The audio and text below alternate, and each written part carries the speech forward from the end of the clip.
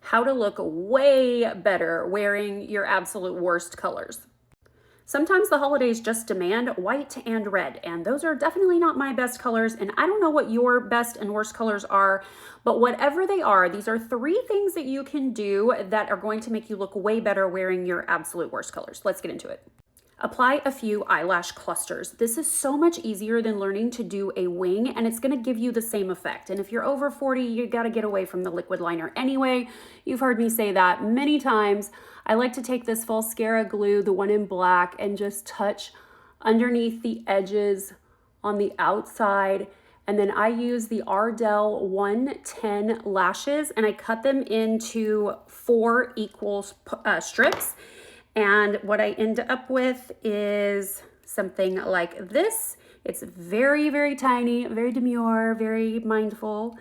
And I grab it with some tweezers, and you're just gonna apply at the edge, line it up with your lashes, give it a little press, and you're gonna get a little bit of lengthening out here and a very natural longer eye that just looks a little bit more exotic. The black helps define your pupil, which causes more contrast to the iris.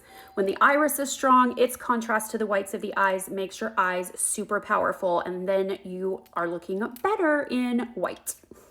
I don't know what your worst color is, but as a makeup artist for 25 years for brides, I had to learn how to make everybody look good in white. Brides have to look good in white.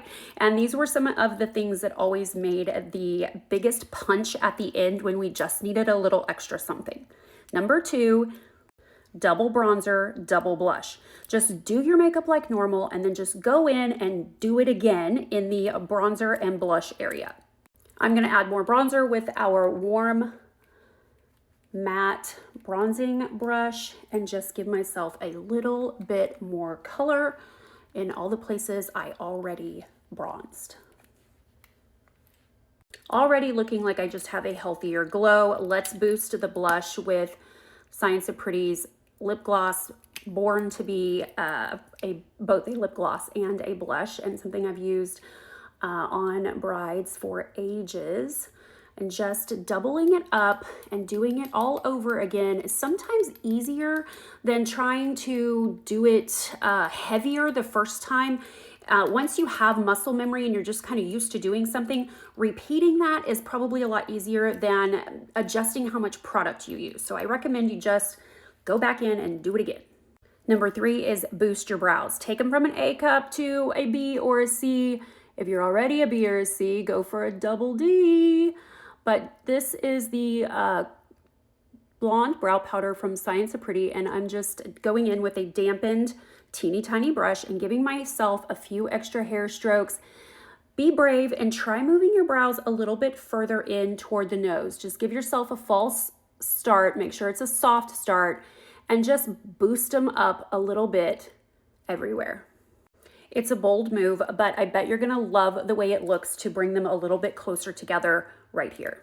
And number 4 is to clean up this triangle right here and boost it with a really beautiful setting powder or finishing powder. This is the Cool Matte Powder from Science of Pretty. I have a little bit in the lid, and we're gonna go in with a finger puff and just take the shine off of this area, allowing the shine on the cheeks to be a little bit more intense. So we're mattifying this area right next to an area that's shiny, giving it more power. So you're gonna give yourself a little cheek lift right here and clean up this area, making your nose appear a little bit smaller, just making everything a little bit better.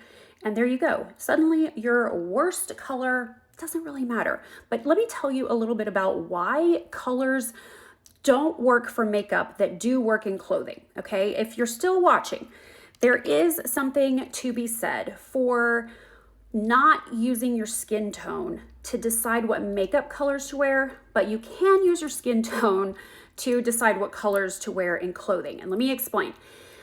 With makeup, you want your iris to do all the talking. That should be the focus of your makeup. And in order to do that well, you need to use colors on the opposite side of the color wheel. So for blue eyes, that's gonna be orange.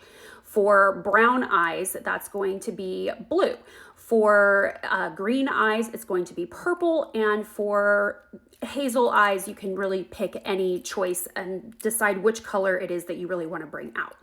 So the point of all makeup should really be to intensify the contrast between the iris and the whites of the eyes, where when you're wearing clothing, you're looking for a much more holistic approach, and generally there's a lot more flexibility in the colors that you can wear. And I encourage you to wear your worst colors. Like, who doesn't want to wear a gorgeous white dress, especially at Christmas time? I think it's so classy. Red is also a big trend this year. Red and pink, red and hot pink are a huge Christmas trend. I'm going to a party where I'm like required to wear red and pink. Not my best colors, which is what inspired this whole video in the first place. But a couple of things to avoid, okay? If you're gonna wear your worst colors, oftentimes the lean-to is to just go heavier on the eye makeup and intensify the lips. That's absolutely the wrong thing to do.